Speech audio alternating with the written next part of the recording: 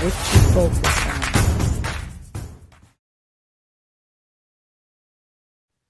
Hello, everyone, and welcome to the Lady K Chat podcast. You are with your favorite host, Lady K. I would just like to give you a warm invite for being with me today because we're going to be talking about a very touchy subject that a lot of people don't even like to talk about. They don't even know what to do in these situations. And this is why Lady K is bringing the heat and speaking about it. So today's show is actually called Speak Up. And I'm specifically talking about domestic violence. And what a lot of people don't know, under the branch of domestic violence, there's a lot of categories.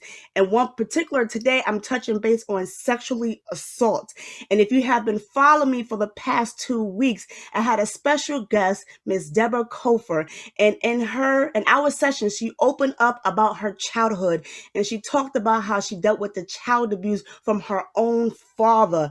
That is very hurtful to have the one person that's supposed to protect you do all these things to you. So I said, you know what? We have to continue to talk about this. And right now, especially that we're in this pandemic, there's a lot of children that's home with their abuser and they can't even speak out because they are scared because they are with them 24/7. And one more thing I have to mention, in that interview, if you miss it, I would advise you to go back and listen. In that interview, she specifically said one time somebody called child services. Child services asked her, was everything okay? She looked that lady dead on her face and said, I'm okay. She had the ability and the option to speak up and she couldn't even because she froze. So this is why today I had to bring the lovely Miss Tomay Varlack-Butler with me today. She is the CEO of Worthshop Inc. I will let her talk about that a little bit later in the show, but I brought her on because she kind of is bridging the gap in the psychology world and she can understand from as a parent perspective and also as a psychologist the trauma of sexual assault. So everyone, please help me welcome Mrs. Butler. How are you, Tomay? I'm good. I do want to just make one quick adjustment, if that's Sure. okay. I'm a social worker, not a psychologist. I'm sorry. I apologize. Right. I apologize. It's okay. You know, I get all these acclamations all messed up, so apologies. That's But okay. still, I know you still understand, the psychology world because you had to study that in order to get your degree, Tomay. But today, specifically, there's a lot of people that's under the pressure because they see certain things going on. They don't know how to open up and talk about it. And I know that you've been through this experience before. So before I even go on and ask you a particular question, I do want to say this to my audience.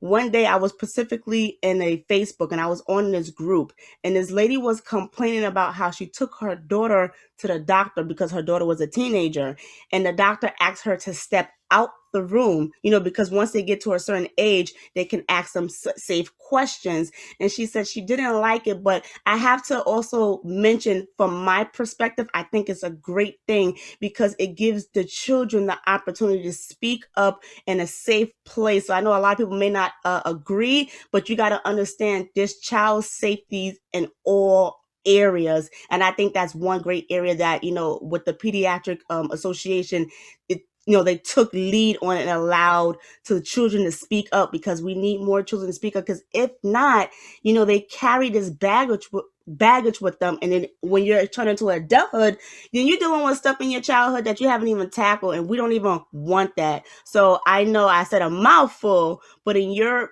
experience, I know you dealt with this personally. Can you tell us a little bit about your story and how you dealt with the situation? So I do have a host of stories. Are you referring specifically to what I experienced with my daughter? Yes. Okay. So my daughter basically shared, some concerns in school.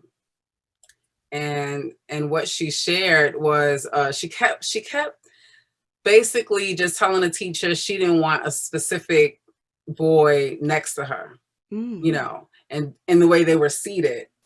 And the teacher, of course, just assumed like she just was being difficult that day. And that's what teachers think of Black children, that they just show up to be difficult, which is not true. And basically what was happening was that person was triggering her.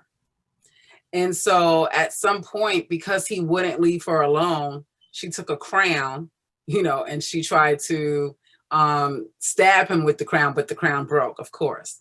But this was something that they really looked at, and they called me into the school. And at that time, I was able to review some of her drawings.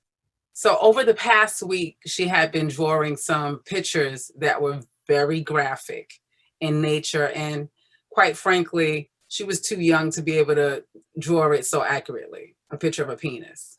Wow. Yeah. So when that happened, the first thing I did, and the first thing I recommend that all parents do, or in any case where you see this, there's a possible sexual assault or sexual abuse or child abuse, is to actually listen. To listen. Not interrogate, but to listen to what they're sharing and then believe them. Mm. Too often parents, they don't believe the child because they're a kid. Right. But they still are able to think and do, and we expect them to respond to us, right, when we give them direction. So why can't we listen to them when they're trying to tell us something that happened to them? Right. So that just sent me on this whole space where I just became this advocate for my daughter. And I knew I had to stand up and advocate for her because I didn't have that growing up myself when I experienced child sexual abuse, and what happens that can prevent it from coming out is biologically the child just shuts down. The child freezes, and they're unable to articulate their needs because in that moment they feel like the whole world has been disoriented and they can't trust adults. So why would they share with an adult what another adult just did? Absolutely. But in my daughter's case, it was another child. And one of the things that I had to learn in that process was in my engagement at the time with a couple of family members, it was more of this inquiry of, well, maybe it's not what they said, and having that engagement with the family as opposed to what I needed to do, it came up where the school reported it to ACS, and ACS became involved. And although I did everything I was supposed to advocate, I took her to the doctor like I was supposed to, but because I didn't report that first, by taking her directly to the doctor, the school assumed it was a form of negligence. Oh, wow. Yeah. So that's the other reason why I always, implore parents, especially, that the first thing after they listen and they believe and they show support to their child and they reassure their child it's not their fault. That's one of the most reassuring factors that can help the child restabilize and grow and transform that trauma so they're not carrying it throughout their adult lives. Right.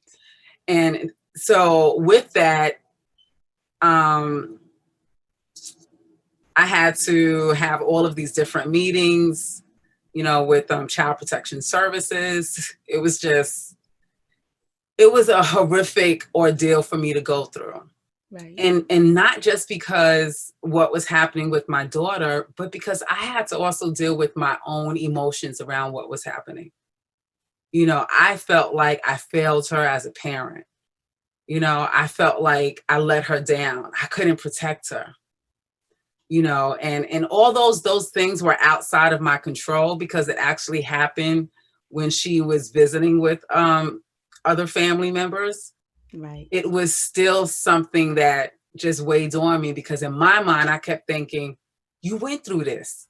How couldn't you see the signs? Why didn't you see the signs? And so even in that, I had to grow through that process and show compassion to myself.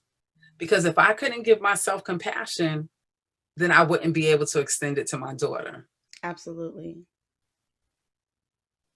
And that was the most important thing. So And going through that process, I had to meet several times. We had to meet with the police officer because they were waiting for her to name the abuser. And we weren't sure at the time if it was an adult. Okay. But I think the thing that made her so resilient in this process is that she saw her mom sitting next to her every step of the way through each and every process. And because of her age, they didn't ask me to leave the room. And the one thing I also witnessed and observed, and something that, of course, during graduate school and as a social worker and engaging with clients, is that you don't keep asking the same questions. You don't keep saying, tell me what happened, tell me what happened. Because there is power in telling our stories and naming our truths, but there's also a fine line that can be crossed where you re-traumatize the person. Right. And it's kind of seemed like some kids, they don't want to relive that.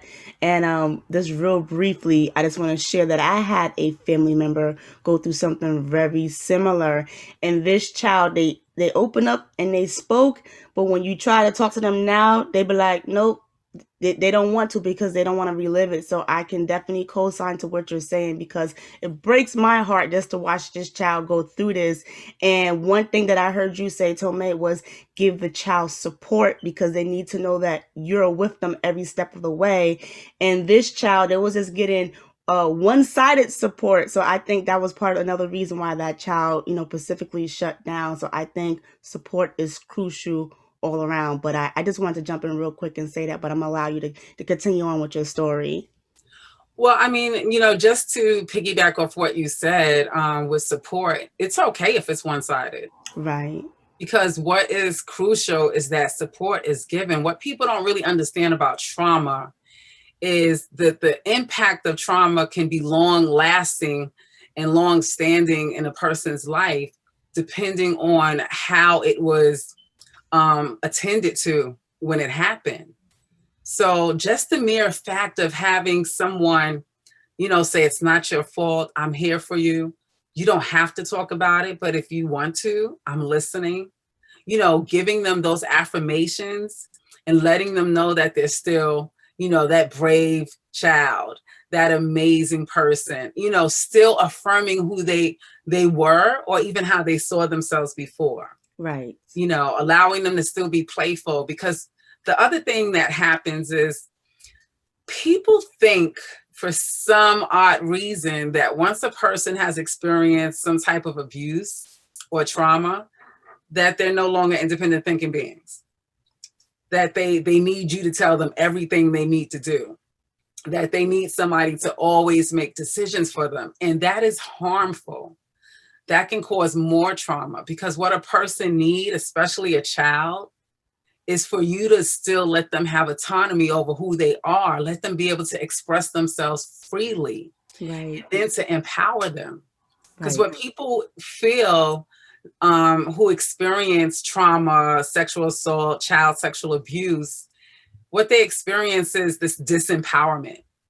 They feel powerless, helpless in that moment, depending on the circumstances. And if a person, an adult, come in and say, this is what you need to do, this is where you need to go, this is that, do this, do that, you're further disempowering them. Okay. The goal is to empower them. Right. And the way we do that is by asking questions. Absolutely. And not the questions to extract information about what happened, but asking those questions like, what do you need? Right. How can I help you?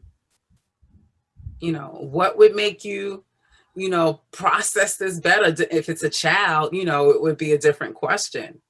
How can mommy make you feel better? How can mommy make this easier? Right.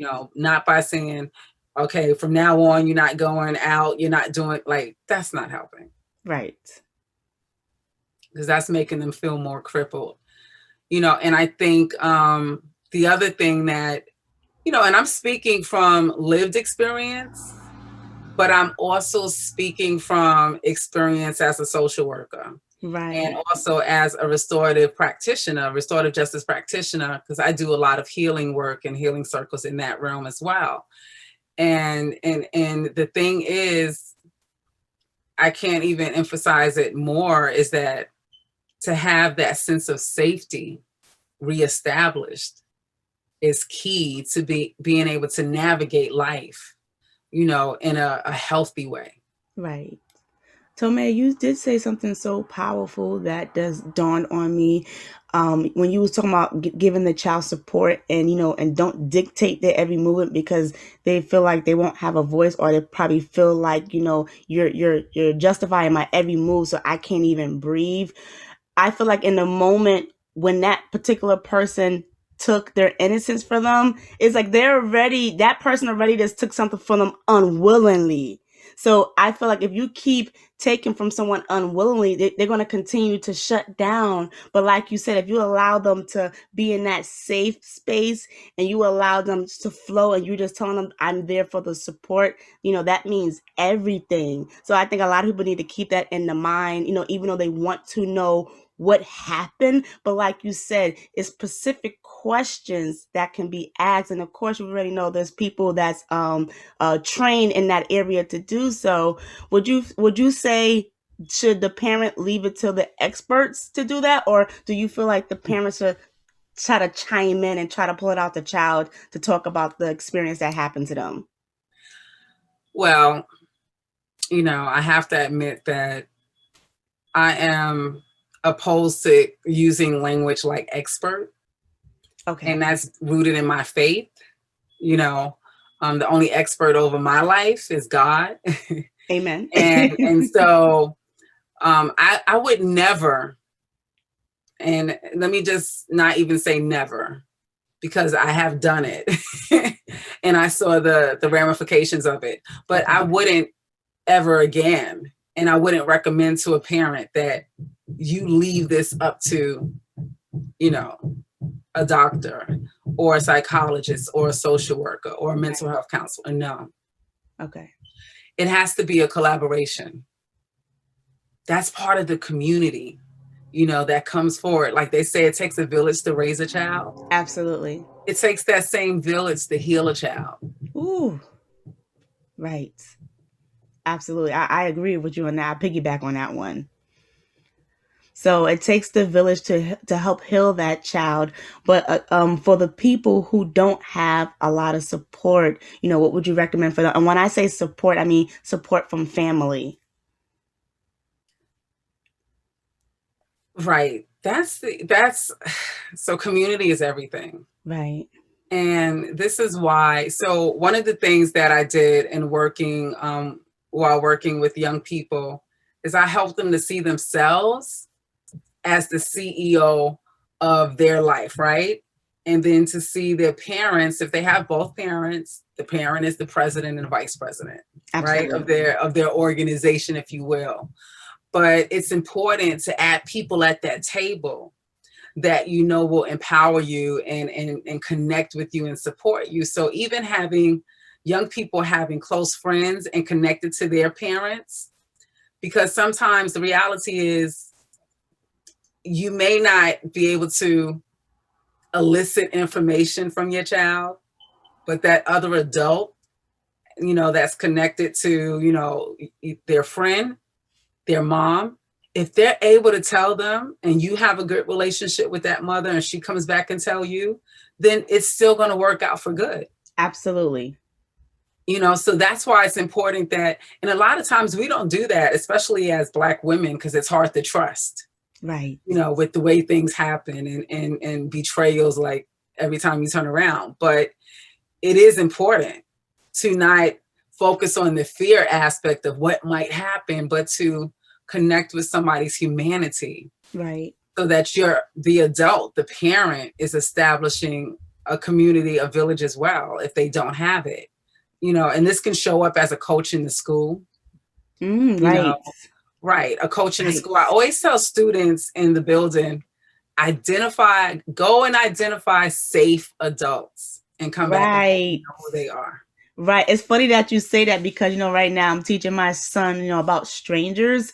So he's like, that's a stranger and you don't talk to. But I'm at the point now to like, I don't want to instill in him, don't talk to all strangers, because at some point, if something happens, you have to talk to some stranger, just in case, depending on your situation. So I'm trying to have that conversation with him. It depends on the adult, it depends on the situation, but it's so hard to grasp that to a 5-year-old. But I think I love how you brought that up, because I think it's important for us to specifically say, okay, in a situation, you got to talk to the stranger, but you got to make sure this stranger is going to help you. And it's so hard because you just never know people's intentions, you never know people's motives. You're trying to teach your children correctly, but at sometimes you just never know sometimes.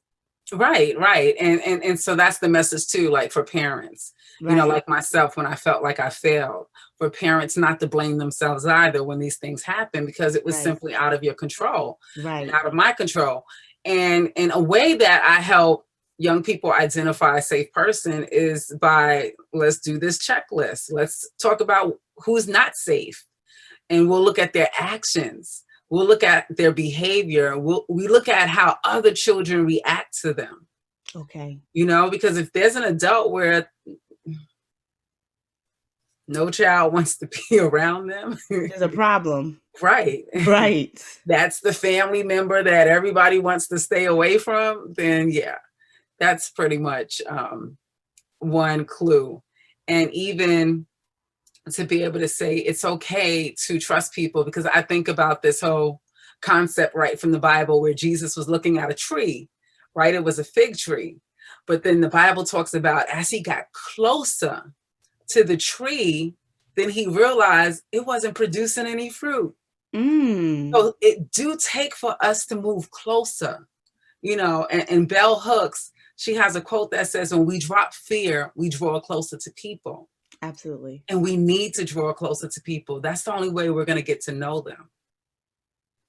And yes, it's a risk, but to be able to identify those risks that, are more harmful. So when you're talking to a child, if there's an adult in the building that is always offering you a gift, right, or candy, or if there's an adult who says something like, let's keep this between me and you, like give specific examples to the child of what a safe adult is and what they look like, and one who isn't safe.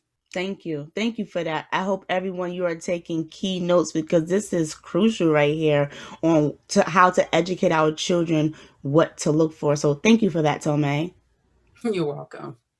So I know we talked a lot about support and, having the community support. So what does it look like when a child have not received support and then they grow up to be this adult and now they're dealing with this, pretty much they haven't told no one and they have this baggage, held onto their heart.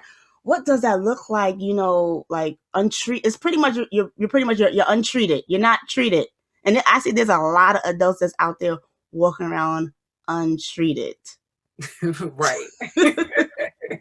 Such a great question, Kalima. I'm glad that you asked that, because on the outside, it looks like normal people going to work, going to school, getting in relationships, Right. But the problem is we're not getting into relationship with the adults that we're looking at.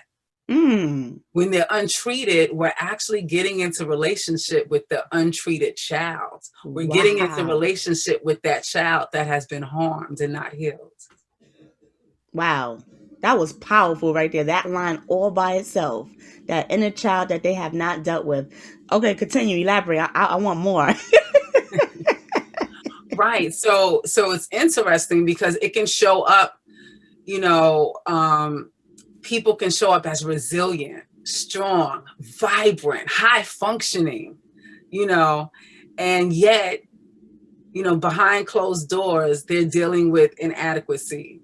They're dealing with these controlling factors and controlling impulses, making sure, and sometimes it'll show up in a person's house. Everything is so perfect and you can admire it, but if you touch something, that just sets them off. Right. That's their trauma, and they're not aware of it. Absolutely. Something as small as that, or continuously getting into relationships and something is wrong with everybody that you got into a relationship with. It's something wrong with every woman. It's something wrong with every man, and it's often cloaked in, well, I made the decision to walk away because of this. No. It has to do with that unhealed trauma. Absolutely. That's very powerful that you state that, because just speaking from my own experience, I was dating a man at one point, and he was a nice guy, but I realized he had certain triggers, and when he lashed out. And I said, this is not healthy. See, I was at that place once where, it was as natural for me just to lash out. And I was like, no, you can't do that. You got to get yourself intact. You can't expect people to take that type of abuse, because that is abuse, especially when you think you're never wrong, and everybody, like you said, everybody else is always incorrect, and everybody else have to step up their game. But when do you take the time and work on yourself? So this particular individual, like I said, it was a great person, but I had to cut that cord because he was not willing to work on himself. And I know a lot of people say too, we grow up, like you say, we be resilient, we get into relationships, you meet this wonderful person, I love him, but you got to also ask yourself, do you want to deal with that toxic behavior constantly when they haven't dealt with it? And, you really have to, me personally, I just really feel like you really got to say to yourself, okay, you really want to deal with this person that's willing to overlook, what they went through and not take the chance to work on themselves. That's what you got to ask yourself. And can you deal with it? Because this is what it looks like when you grow up untreated. And I understand, there's that one person for everybody. And maybe that one person can say, listen, you really need to seek therapy. Or listen, you really need to open up and talk about your experience. That's great, because that person was probably God sent to you. But there are a lot of people that's not going to sit there and take your crap. And it's not fair to them. And they shouldn't have to, make you do anything, because we can't make people do nothing, but we can make them feel comfortable. And this is, again, leaning back on that support that you said. Once they feel like they're supported, they probably feel like they can accomplish a lot of stuff. And hopefully, the ending result is to open up into the shared experience. And this is why I call this show Speak Out, because we need enough people speaking out, letting them know they are not by themselves. I done spoke with a multitude of a lot of women who say they experienced sexual abuse at an early childhood, and they never told their parents. And I said, wow, that really hurts my heart, that you can't even open up and tell your own parents what happened to you. And now you're this adult and you still bottling up inside. Like, I have a girlfriend this recently has told me she just started seeking counseling. And I'm very proud of her, because she had a lot of stuff boiling up inside. And she, to this day, again, her parents don't even know, Tomay. That's normal. Yeah. That's like the new norm, everybody. And also too, I also grasp the point too, we're in a different day and age, because back then, you just don't talk about it. You don't tell that. You don't tell on Uncle Peter. You don't tell on Uncle Tom. That's still family. And I really wish people get out that mindset. I don't care if they family. Your job as a parent or even as an adult, if you see something, is to report it. And a lot of people are not reporting it. So I urge everyone to support the child. And again, like you said, Tomei, go back to that community base. It takes a village to step in and to step out. But I know we're almost running out of time, but I just want you a little bit to tell me a little bit about your Worthshop Incorporation and how do you help the community in your business? So the nonprofit is Worthshop. Yes. And it's affirming worth to change lives, and that's the nonprofit. A lot of my other work I also do is as the founder of Grammy Beautiful Inc, which is the for-profit organization. And the common thread is helping people heal. Helping people heal, helping people to identify the trauma. Because even as you were speaking and talking about women engaging men, I would also, talk to women. Did you heal first before you started dating? Right. Did you heal first because if you heal, your lens will be a bit more clearer So you can identify, oh, he looks like a man. Oh, and he talks like one. He smells like one. His touch is like one. Yes. But no, on the inside, it's not. His mindset is not. His behavior, his responses, his reactions is one of a man who's been harmed and not healed. And unless he's willing to do it together and with you, or just separate to do it aside from each other, right, then it's going to end up in all of these broken relationships and broken marriages. That's what's happening. Right. So I do work with families. I do racial healing circles. I actually, I've been doing a lot of previous work in higher education, and dealing with the aftermath of George Floyd and everything that's been happening and coming up, and helping to mediate these tensions around racial differences. So it's just healing. Healing is what I am committed to doing, right. And it's a sacred duty and a call, and educating and empowering through information. It's important that I often tell people, because I'm a PhD student at the University of San Diego, and, people say, well, I don't have a degree. You don't need a degree to be educated. You need to be informed. Absolutely. You need to be informed. Exactly. So I love informing people.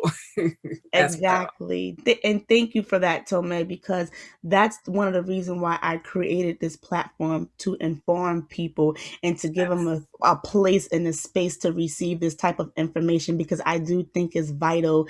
And, we can all help one another. And I just love what you're doing in the community. So thank you. I commend you for wanting to help to heal people, because we do need this healing in this crazy world. So Tomay, if people wanted to get in contact with you or even find more about Worthshop, how can they contact you, or how can they reach you? Well, they can actually text Heal My Life to 55444. And they can get on my list, and they can get updates on what's coming up and different things like that.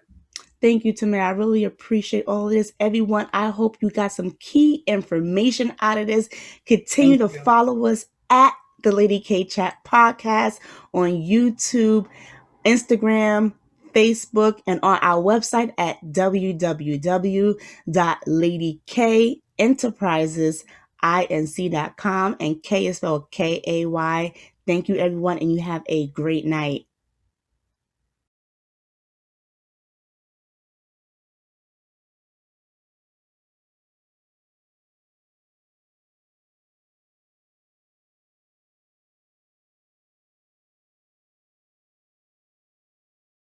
Lady K.